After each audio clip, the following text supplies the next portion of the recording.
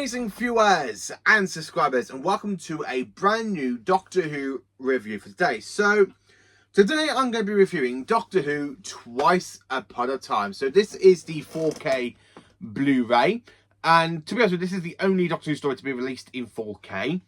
I do also have it in the Peter Capaldi years for Region 1, and I do have it on DVD. So the reason I want to review this story, I had to go all the way back to my YouTube channel to the very beginning of it, really, to find out if I've already done a review on this story, and I haven't really. So when I'm going all the way through back to my YouTube channel to the very beginning to find out basically my very first ever Doctor Who review was basically The Woman Who Fell to Earth all those years ago, it really struck me why I never did a review on Twice Upon a Time. So I haven't, since basically going back then, I've gone all the way through my whole YouTube channel, all 1,040 odd videos I've done. I never really done a review on it. So here is my review on Doctor Who Twice Upon a Time. And it's one Christmas special I do enjoy a lot of. I absolutely do love Twice Upon a Time.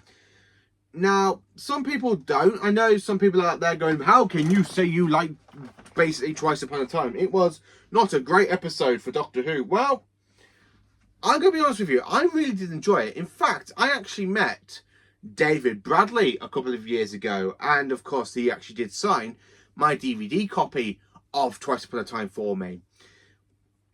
So here, anyway, the picture of me meeting David Bradley, a.k.a. the first Doctor from this story, it was absolutely amazing experience to meet a proper first Doctor, because considering now, basically in my day and age, I can't go and meet William Hartnell unless I build a time machine. So the fact that I've actually got to meet a first Doctor means a lot to me. So yeah, I do class David Bradley as a first Doctor. Not the first Doctor, because the first Doctor is William Hartnell, but he is a first Doctor after Richard Handel, which I do enjoy David Bradley's performance. Twice Upon a Time as an episode, I actually did enjoy it in my rewatch of it the other day, because I had to go all the way back through my channel to see if I've done a review on it, and when I found out I haven't, I had to rewatch the story to see if what my thoughts are on it, because it's been a while since I've watched Twice Upon a Time. So I'm going to talk about basically the opening up bit. I love the fact we have a good epilogue sort of thing to the 10th planet, where you got the first Doctor basically having to battle against them on Dash and say, we are called Cybermen. Emotion, love, pride, hate, fear. Do you have any emotions, my dear sir? I absolutely do love this story. So to actually start off with it from being in the first Doctor's point of view, where basically he's in the middle of a control room and he looks at his hand and you got the modern effects and he sees he's about to regenerate and he goes, I think this old body of mine's wearing a bit thin. And then, of course, when you see Ben and Polly basically waking up going, come on, Doctor, wakey, wakey. It's all over. No, you're wrong. It is far from being all over. I absolutely love the fact how you have the first Doctor on his own walking to basically the TARDIS, where they're going, I can't go through with it. I love how the first Doctors are having doubts of regenerating, where at the same point in time, a future version of him, aka the 12th Doctor, in a new regeneration cycle, or technically a new regeneration cycle, is also on the blink of regeneration, and of course the two Doctors are refusing to regenerate. And I absolutely love how the 12th Doctor recognises the first Doctor. He goes, it's you. How can it be you? I love how when he literally clicks that the first Doctor is trying to hold back a regeneration, and that he's literally trying not to regenerate, and he goes, if you don't do the things you're supposed to, the consequences will be. And as he's speaking, the snow freezes, and he goes, the snow. And I love how the first David Bradley just goes, what about it? I love David Bradley's performance as the first Doctor when him and basically the first and 12th Doctor are talking, because David and Peter play it so well done. I absolutely love it. I honestly love how the 12th Doctor's there literally thinking on his feet. Is there talking? Is there trying to tell him the consequences if he doesn't regenerate? And then, of course, you get basically Brigadier's grandfather, played by Mark Gatiss, kind of gets thrown into the mix. I don't suppose any of you is a doctor. Are you trying to be funny? And then, of course, you got to the title sequence, which basically says Peter Capaldi, Pearl Mackie, Mark Gatiss, and David Bradley. Then, of course, we go into basically Archibald Archibald, I think that was the name. Archibald, aka Alistair Gordon Lethbridge Stewart.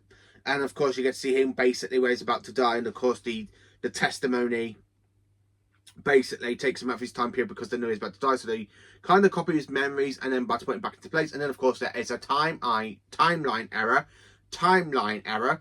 I love the fact how they're talking, and I love when you got the two doctors and I love how the 12th Doctor goes, where he goes, "This is a fully established level 5 plant, and it is protected." Protected by who? Oh, it's very early days, isn't it? I love how the 12th Doctor goes, "Yeah, it's very early days, isn't it? I can't say anything more than that." I just love how Peter Capaldi just plays that. So when literally they take the Brigadier's grandfather into the TARDIS, and you got the first Doctor. Now, it might look a little bit snug, but you might be. And it goes, "My TARDIS! What have you done to my TARDIS?" And I love how the 12th Doctor goes, "Well, basically, your TARDIS is there, 50 feet that way. Always remember where you park." That will always come up. I love how the Doctor is basically teaching his first self some really epic, but basically trying to remember where the TARDIS is parked. I love the fact how this is done so well. And I love how the first Doctor, like literally when they're talking, and you've got basically the Doctor going, "Well, you're a soldier from World War I," and then he goes, "Yes, but what do you mean, World War I?" I love how the 12th Doctor goes, "Spoilers," like that. I love how the 12th Doctor just tries to go, "Oh, I shouldn't have said that. Spoilers." And then, of course, you got him and the first Doctor talking, and they're like, "I've had enough of this. Who are you?" And he goes, "Oh, come on, you know who I am. I must. You saw it." And he shows his hand, and the first Doctor goes, "You're me?" "Yes." Well, I love how the first Doctor goes, "Well, I presumed I would get younger." I love how the 12th Doctor goes, "I am younger." The way he literally just shouts it. And he goes, "Now, this ought to be my TARDIS." And, of course, the Doctor just goes, "It is atmospheric." And of course, the first Doctor sees the Doctor's guitar, and he goes, I suppose somebody left that. I'd say Polly's not around anymore to give it a bit of a good spring cleaning." I absolutely love the 12 Doctors there talking, and of course, when the first Doctor's saying, "I am too a doctor, and this is my nurse." And he goes, "What?" And of course he goes, "Now, you should say that men can be put to good uses as women." "You can't say stuff like that." "Who's the guy?" "Everyone you're about to exactly meet." I absolutely love how the 12th Doctor really gets a bit fed up with the first Doctor's kind of attitude in this story. It really makes me laugh in some parts. Again, it kind of makes me feel out of places because there are some lines that the first Doctor says in the story which is very much something I feel like the first Doctor would never say. If William Hartnell was alive, I don't think William Hartnell would actually say any of these lines. But the story itself, it is magnificent. I absolutely love it. And of course, when the first Doctor is basically gone to talk to basically the testimony, and the Doctor's there going, "Don't keep on talking, I'll try and fix the TARDIS engines." And of course, when he hears Bill's face, I absolutely love that the 12th Doctor, when he comes running out, you can see him literally like, he's happy to see Bill, he gives her a hug, and then of course he clicks. And I love the fact he goes, "My friend Bill Potts was turned into a Cyberman. She gave her life to save millions. So you understand this. No one imitates Bill Potts. No one mocks Bill Potts." I absolutely love how the 12th Doctor is literally, one minute he's there to be happy to see Bill, and then it's like, "Wait a minute, this can't be Bill." I just love how he clicks like that. So he goes from one emotion to another emotion, which is something I really do enjoy. But the 12th Doctor, because he's very much, as I said, for the 12th Doctor, he's very much like early versions of the Doctor, not much like the young love interest that we have for 10 or basically for 11. He's very much his own personality, and I absolutely love it, because I do love the fact how they're talking and the Doctor's there literally giving away his plan, and the first one goes, "Can you stop show boasting for a minute?" "No, I won't. I'm going to find out who you are and what exactly you're doing. If I do not like it one bit, I will stop it. I will stop all of you." I love how the first Doctor goes, "Who the hell do you think you are?" "The Doctor." No, I cannot. And I just love how they literally play like the Matt Smith theme for "I Am the Doctor," and they literally play it, and he goes, "Oh, let us show you, Doctor. See who you become." And I absolutely love how they play clips mainly from classic and modern. Basically, when you got the 5th Doctor being taken away from Arc of Infinity, there's a clip from Tom Baker from, I think it's obviously probably from The Deadly Assassin, I think. I'm not 100% certain. And we do see clips of David Tennant where he's there talking, basically, I think, with the Fashion Errata episode. So you do see clips, and of course, epilogue to basically the Day of the Doctor with basically 10, 11 and War kind of walking together. So I love how they have all these clips of the Doctor and Bill's just there with a big grin on her face. He is the Doctor of War. And of course, when the Doctor goes, I love how basically 12 is there literally like, and you've got the first Doctor kind of shocked and he goes, to be fair, they did cut out the jokes, which kind of made me chuckle. Even to this day, I'm like, yep, that's definitely the Doctor. And of course, when they do escape by basically letting them capture the TARDIS, and he goes, but Doctor, they got the TARDIS? Yes, they have. Over to you, Mary Berry. And of course, he goes, you got the first Doctor, but his kid goes, come on, over here. Doctor, is that another TARDIS? No, it's another of the same TARDIS. But the windows are... I love how Bill is the first one to point out the windows are different. And the Doctor goes, what? When you say about to go, he goes, what? Like that, he goes, wow. And he goes, set course for deep space. I absolutely love the fact how you got the 12th Doctor talking about the Matrix on Gallifrey, that they might need it. I love the fact how he actually goes back and, of course, he encounters Rusty from Series 8, Episode 2. Or as I like to call it, Season 34, Episode 2, Story 2. I absolutely love it. I really do love the fact how they bring back Rusty. I love the fact how the 12th Doctor is there thinking it's a big, massive alien invasion. It's a big ploy. And it turns out not even to be an evil plan. He goes, I don't know what to do if it's not an evil plan.